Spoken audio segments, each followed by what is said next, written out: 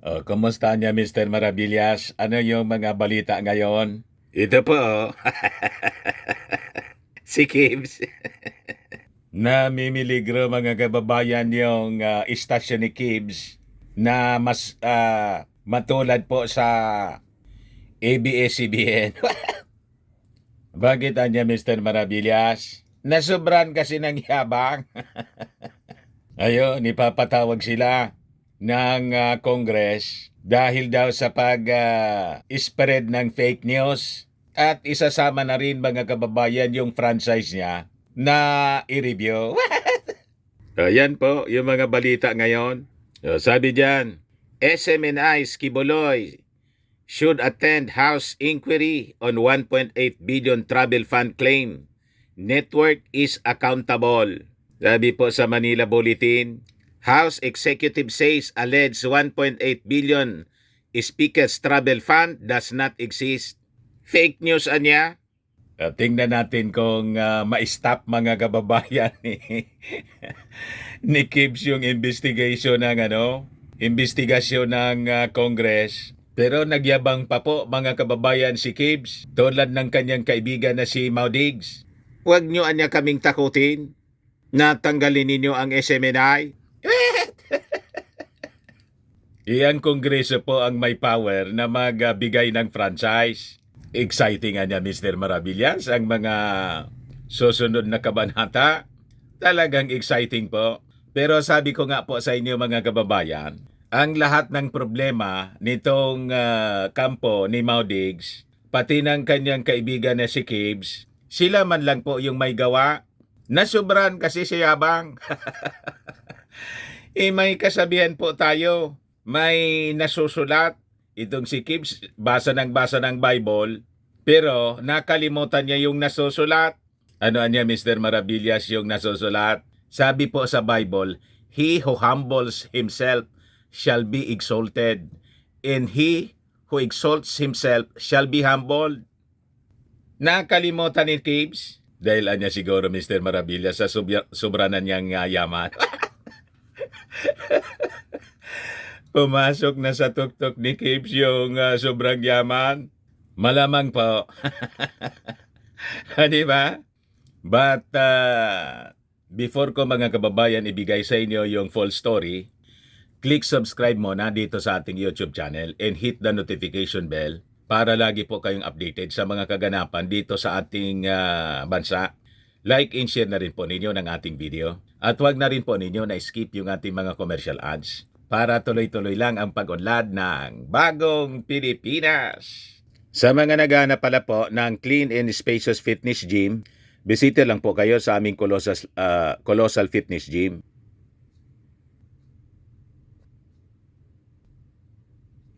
We also offer Grab car rental po with our brand new 2023 model ng Toyota Innova.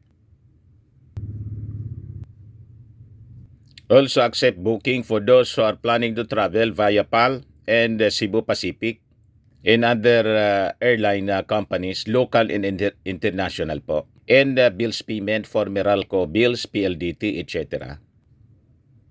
Ang Colossal Fitness Gym is located at 3rd floor Security Bank Building, Landco Business Park, Legazpi City, Albay. For inquiries, look for Gilon Maravillas. Contact number 0966-802-0949.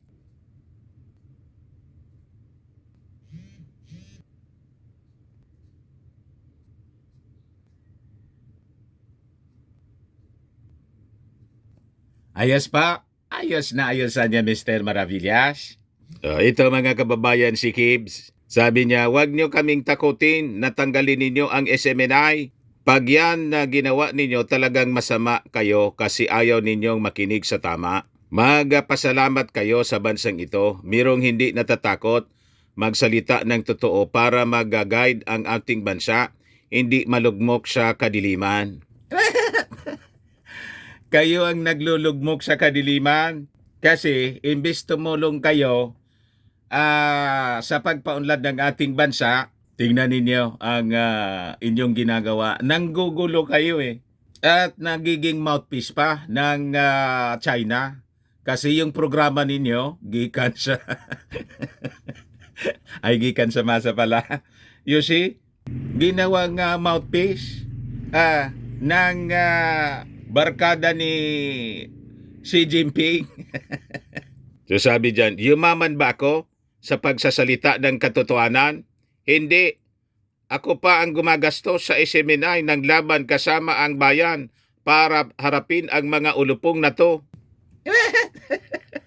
Iyan niya, Mr. Maravillas, yung pagpatawag ba ng Congress ay tama?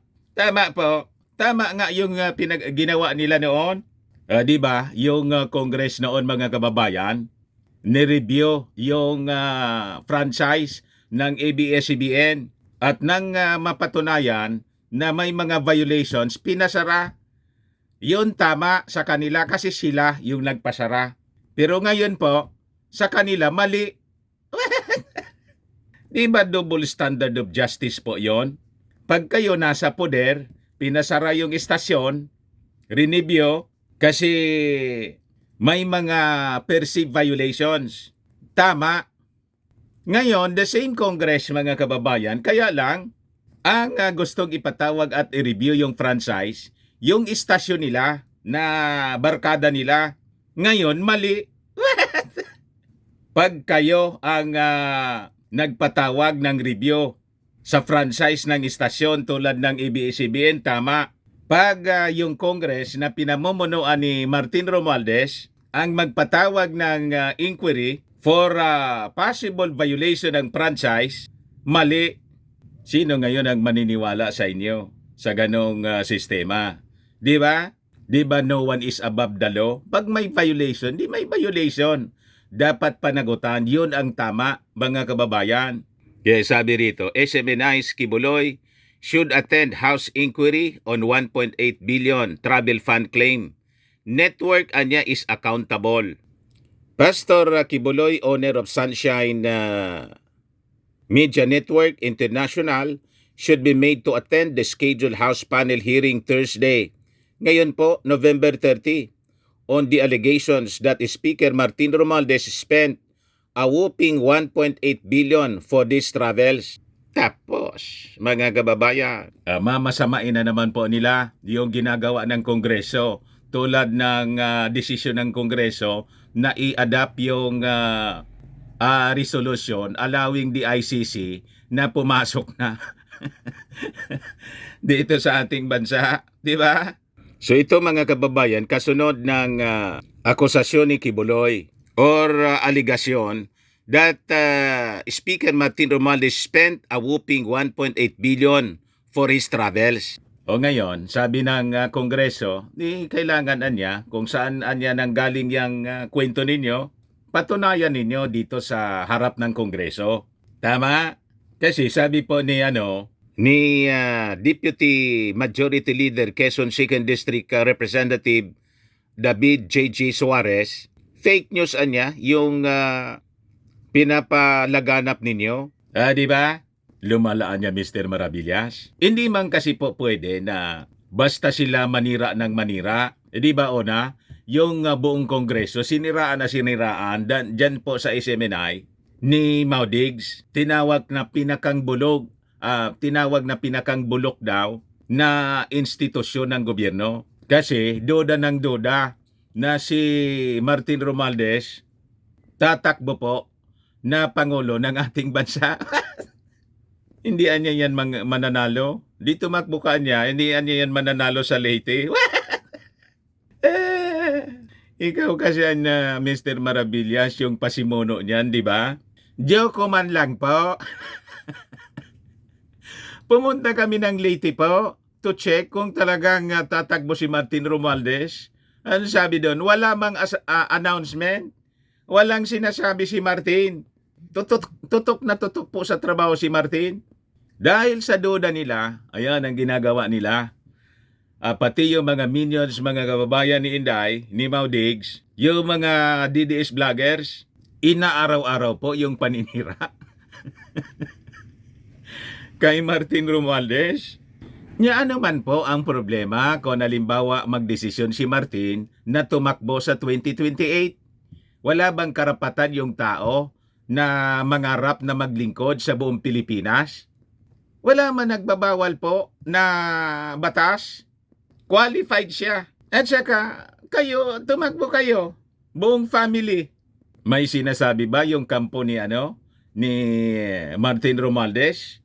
Di ba wala? At saka pumunta mga kababayan kami doon sa Tingog Party List Headquarters. O tingnan ninyo to. Hanggang ngayon yung tarpaulin po ni Inday nakadikit doon. Kahit na si Inday po, hindi na kinikibo si Martin. Kinakamayan siya nang dumating sila galing Amerika. Umiwas. Inis na ni Inday. Pero despite that, mga kababayan, hindi nagtatanim ng sama ng loob si Martin Romualdez. Nandyan pa rin, mga kababayan, yung tarpaulin ni Inday. Habang naghanda sila ng pantulong sa Burungan Eastern Samar. Yung mga biktima po ng pagbabaha. Pero yung kampo ni Maudigs po, banat ng banat kay Martin Romualdez. Kita ninyo kung sino ang may masamang ugali talaga? What? Pero dikit sila ni Pastor Gibbs, hindi siguro pinagsasabihan na hindi tama ang ginagawa ng pamilya Duterte. Yung manira ka ng manira, hindi ka man inaano. Di ba? Sige lang kasi ang duda, natatakbo si Martin. Kaya nga po, sabi ko doon sa mga taga-Tacloban, buti kako, sulsulan na namin si Martin. Kasi yun ang akusasyon sa kanya, natatakbo, kaya ikot ng ikot sa buong Pilipinas. Patakboy natin para, sabi nga dito sa amin, biyo pa. Tiranya Mr. Maravillas, personal assessment mo, tatakbo ba si Martin o hindi? Wala man nga pong sinasabi. Kahit nga doon sa Tacloban, in-interview namin yung mga tao doon, walang announcement, walang parinig. Kasi nga po, napakalayo pa yung 2028. Ang susunod na election po, midterm election, local, senatorial, congressional, local elections. Hindi pa man po presidential. Yan kasi walang tigil kayo sa kadududa. Kaya sabi dito sa balita, Suarez was one who asked the Parañaque City 2nd District Representative Gas Tambonting, chaired House Committee on Legislative Franchises to look into the 1.8 billion pesos travel fund allegations, which was floated on SMNI show Laban Kasama ang Bayan. So sabi dyan, I think it would be a prudent decision of the committee to invite the host. And I even impose this challenge on them. Name your source. Sabi po ni Suarez. So sabi po niya, I feel niya that both the network tapos the host ay accountable sa pag-spread ng fake news. Kasi niya, unang-una, pinalabas po ito sa show nila. Pangalawa, as journalist, responsible sila. Dapat bago nila maglabas ng kung anumang news article o news report, it has to be validated. Second, as journalist, they are responsible for this. Kasi ako, may dokumento akong hawak na nagsasabi kung magkano talaga ang ginastos ng House Speaker at ng Speaker sa kanilang travel. Doon sa sinasabi nyo na 1.8 billion, kaya gusto kong malaman kung saan ang galing. Ayun, mga kababayan, so magkakaalaman na. Di ikaw Mr. Maravillas, as journalist, pabor ka na imbestigahan. Dapat po, tama yung statement po ni Suarez. Kami na mga journalist, dapat responsible kami sa aming mga sinasabi. Hindi basta yung basta't magsasalita ka pag wala kang dokumento. Kaya nga po kami ay pumunta ng Tacloban. Yung purpose namin kasi sige ang pakalat nila ng fake news na kesyo si Martin Romualdez daw wala man na itulong sa mga taga-Tacloban noong kasagsagan ng Typhoon Yolanda. Ayon, basag tuloy kayo. Napanood po ninyo yung mga interviews namin at nakita ninyo sa television yung isang barko. Mga kababayan, ikwininto uli sa amin. Isang barko na punong-puno ng relief. Ayon, pinamigay ng magpinsan ng dating senador pa lang noon. Pero ngayon, Pangulong Bongbong Marcos with congressman, hindi pa siya speaker, Congressman Martin Romualdez. Yun ang testimonya mismo ng mga tao doon. Pero yung mga minions ni Mau Diggs, sige po pakalat ng mga fake news. You see? Ganon din itong istasyon ni Kibs. Kaya ipapatawag po sila. So sabi dyan, Lorraine Badoy and Jeffrey Celis are the show's hosts. Suarez underscored that he would like SMNI and its broadcaster to prove their claim with the use of documents. Show me documents. Show me your data. Inform us who your source is and I will compare it to mine. And there we will find out that the real truth is with regard to this issue. The Legislative Franchises Committee is the one that grants and renews legislative franchises for various entities, including those in the media, so they may be allowed to operate. So hindi man po pwede, mga kababayan, na yung Kongreso na siyang nagbibigay ng prangkesa sa isang media institution, tapos nang bigyan ng franchise para mag-operate, siyang sumisira sa nagbigay sa kanya. Di ba? Tulad ng ABS-CBN, pinasara kasi umabuso. Huwag kasing abusado. So ngayon, sabi ng House, si House Secretary General Reginald Velasco, yung sinasabihan niya nilang travel fund na 1.8 billion pesos does not exist. Wala man anyang ganyan. Ayan po mga kababayan si Velasco with the speaker. So sabi niya, these allegations niya are a clear example of fake news designed to mislead the public and tarnish true reputation of the speaker in the entire House of Representatives as an institution. So sabi niya, ang Congress niya is dedicated to serving the nation with integrity and will continue to focus on our legislative duties rather than being distracted by unfounded rumors and misinformation. We urge the public and the media to exercise caution and verify facts, enforce sharing such baseless claims. Sabi po ni Velasco. So tama lang mga kababayan na ipatawag. Tingnan natin kung mag-a-appear sa Congress itong si Kib at saka yung mga announcer niya, sina Celis at Badoy. Gigisahin sila ngayon mga kababayan ng Kongreso. At pag napatunayan na fake news sila, malamang marami pang makakalkal. Yung Congress na violations mga kababayan ng SMNI, damay ang SMNI. Malamang sumunod sa ABS-CBN po itong istasyon ni Kibs. Pero sabi ko nga mga kababayan, gagamitin nila ito. I-intensify nila yung propaganda. Sasabihin nila pagsisikil ito sa freedom of the press and freedom of expression. Ang tanong ganito, bakit nang sinikil yung freedom of the press and expression na sinasabi ninyo ni Mau Diggs, ng Kongreso ni Mau Diggs, yung ABS-CBN, tama sa inyo? Ngayon, mali. May ganon. Ayan man lang po, mga kababayan. Baka lang gusto ninyo itong itry, Firmax Firming and Lifting Cream. Pinapahid po sa mga pulses in affected area. Mainam po sa paninigas na mga kaso-kasuan. Ito naman po, Automax Radiant Serum. Sa mukha naman yung application. Anti-aging siya po. You will look 10 years younger than your age. Sa mga cancer patients naman po, baka lang gusto ninyo itong itry. Nengxia Red Mix Fruit Drink. Hindi man po siya gamot, food supplement siya.